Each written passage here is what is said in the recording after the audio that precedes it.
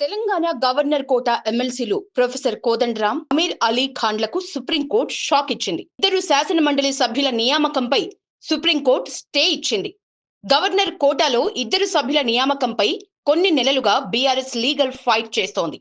కోదండరాం, అలీ ఖాన్ల నియామకాన్ని సవాల్ చేస్తూ బీఆర్ఎస్ నేతలు దాసోజు శ్రవణ్, సత్యనారాయణ సుప్రీంకోర్టులో పిటిషన్ వేశారు.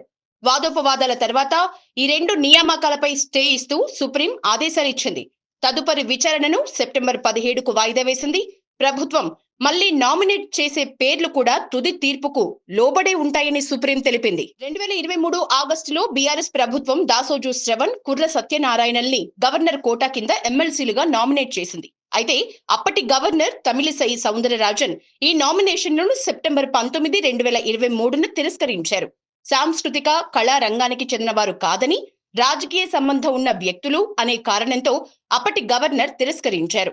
ఆ తర్వాత కేసీఆర్ వేరే పేర్లను సిఫారసు చేయలేదు. ఆ తర్వాత బీఆర్ఎస్ ఎన్నికల్లో ఓడిపోయి కాంగ్రెస్ అధికారంలోకి వచ్చింది. ముఖ్యమంత్రి రేవంత్ రెడ్డి మంత్రివర్గం 2024 జనవరి 27న ప్రొఫెసర్ కోదండరాం, జర్నలిస్ట్ అమీర్ అలీ ఖాన్లను గవర్నర్ కోటా కింద ఎమ్మెల్సీలుగా నామినేట్ చేసింది. గవర్నర్ ఈ నామినేషన్లను ఆమోదించారు. అయితే దాసోజు శ్రవణ్, కుర్ర సత్యనారాయణ గవర్నర్ తమ నామినేషన్లను తిరస్కరించడాన్ని సవాల్ చేస్తూ హైకోర్టు, సుప్రీంకోర్టులో రిట్ పిటిషన్లు దాఖలు చేశారు.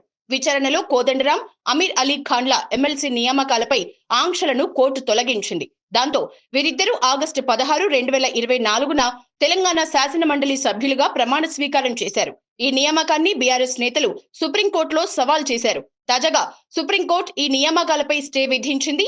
తాజా నియామకాలు కూడా తుది తీర్పుకు లోబడి ఉంటాయని సుప్రీంకోర్టు చెప్పింది.